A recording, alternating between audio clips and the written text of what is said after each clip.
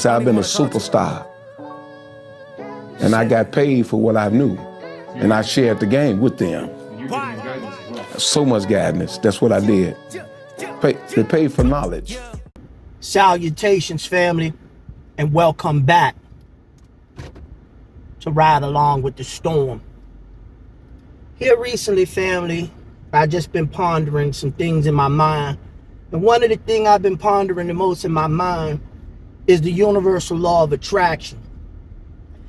And the reason that it's been pondering in my mind here recently, because on social media a lot, I see a lot of people talking about toxic people that come in and out of their life. And I see a lot of people talking about negative interactions that they have in their life. And a lot of people don't understand the universal law of attraction.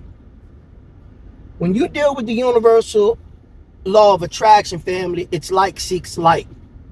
So when you look at toxic individuals and toxic relationships that you keep on running into and you keep on entering in and out of, family, you have to realize the reason that those type of people gravitate to you and the reason that you have these kind of negative interactions constantly is because like seekers like.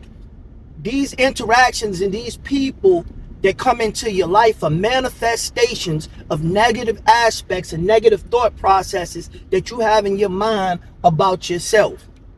The toxic relationships and a lot of the toxic interactions that you have in your life are all the manifestations of negative thought processes that you have about yourself, and it reflects the internal workings of your mind and what you think about yourself. And a lot of people don't understand that, family.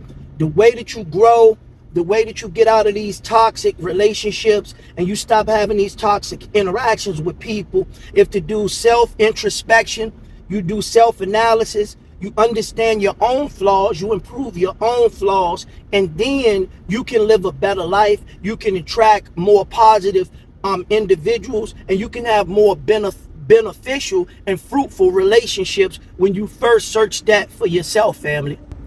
And when you really look at it, family, when you deal with happiness in your life, the only happiness that you're going to ever receive or that's going to come into your life is the happiness that you can find within yourself.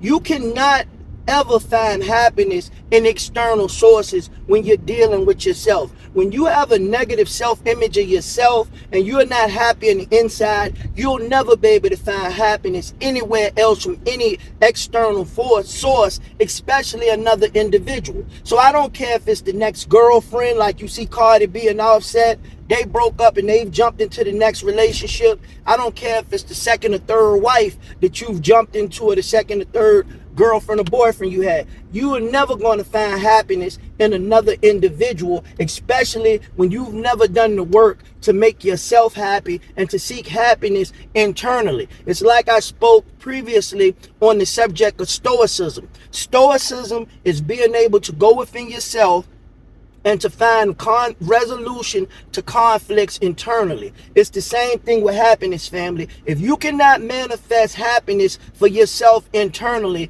no one or no thing will ever be able to make you happy. Family, when it comes down to it, you're never going to find happiness in anything or anywhere until you find happiness within yourself.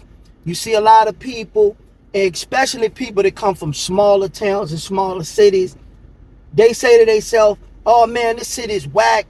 I just need to go somewhere else to get a change of scenery to improve my life. I can be more happy in a big city. You see people who want to run off and go to Atlanta. You see they want to go to Houston, they want to go to New York, they want to go to California because they think a change of scenery or a change of environment is actually conducive to them being more happy, and that's the furthest thing from the point. A lot of these people that you see that talk about how they need a change of scenery or they need to go to a bigger city or a change of environment to improve their situation, it's because they're running from something inside themselves. A lot of times you see this with females. Females, they used to be 304s or freaks in their past. They've had trains ran on them or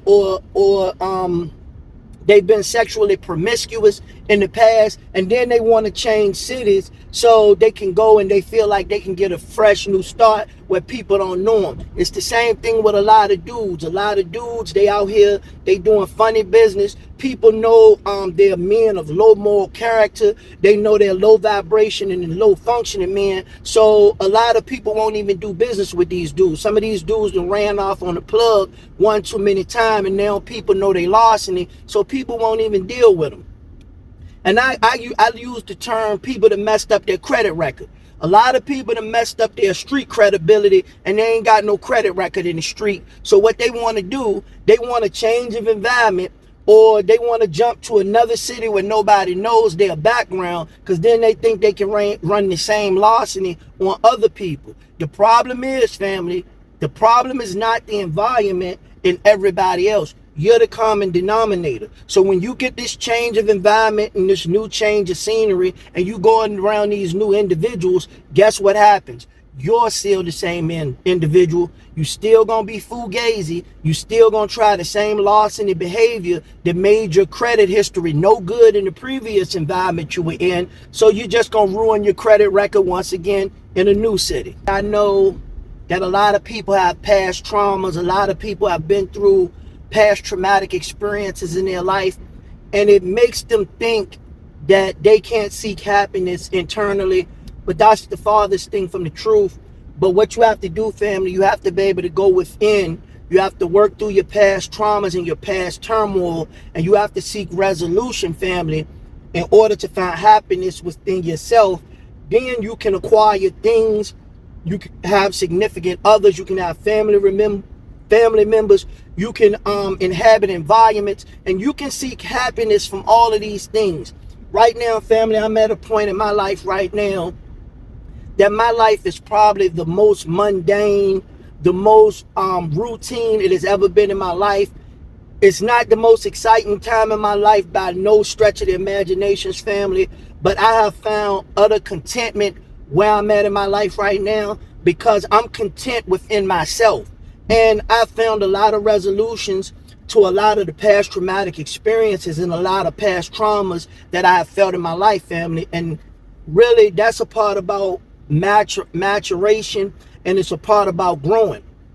And not only with the universal law of attraction, as you grow older and you understand, one of the most important things you can understand is the universal law of reciprocity.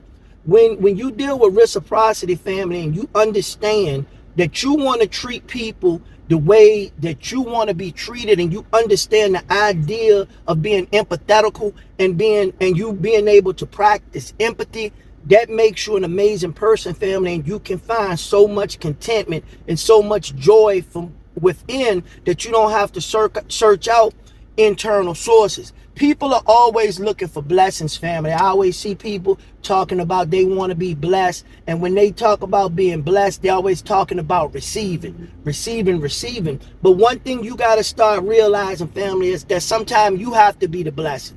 You have to be the blessing to others, family, through the law of reciprocity. Have others do unto you as you do unto others, or as you want people to do unto you.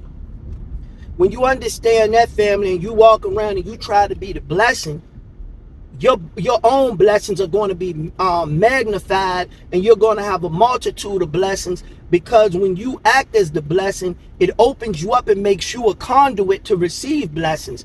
And really, you can't explain it no better than that, family. When you understand the universal law of attraction and the universal law of reciprocity, and you understand that you should be using these laws to govern your day-to-day interactions with people and your day-to-day behaviors, it makes you a better person, but it also improves your quality of life, because it makes it so you can search out inner happiness and you can be happy within, family.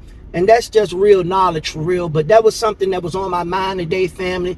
I've been seeing a lot of stuff on social media concerning this, and people talking about toxic relationships and toxic interactions. And a lot of that toxicity is brought on by people's own behaviors and what they exude when they deal out here in everyday life. But jump in the comments and let me know what you think, family. Is the law of attraction real? Do people manifest their own negative self-image, and that's what gravitates to them? Do you believe in the law of reciprocity of what you put out, you also get back, and what you give out, you should also receive back? Do you believe in the law of reciprocity? Let me know what you think, family. That's going to be all for me on this episode of Ride Along with the Storm. Make sure you like, subscribe, hit that notification button so you can join me for every episode of Ride Along with the Storm. I'm going to see y'all next time, family. Peace.